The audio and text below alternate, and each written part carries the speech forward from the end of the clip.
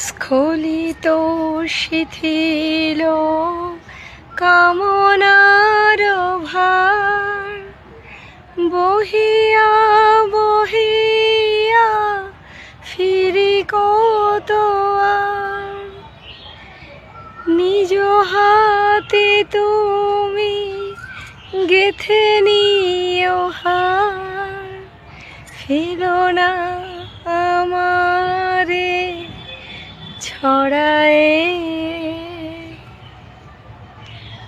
শুভ সন্ধ্যা বন্ধুরা, সন্ধ্যা প্রায় আসন্ন। এখন প্রায় গোধূলি আলো, গোধূলি বেলা।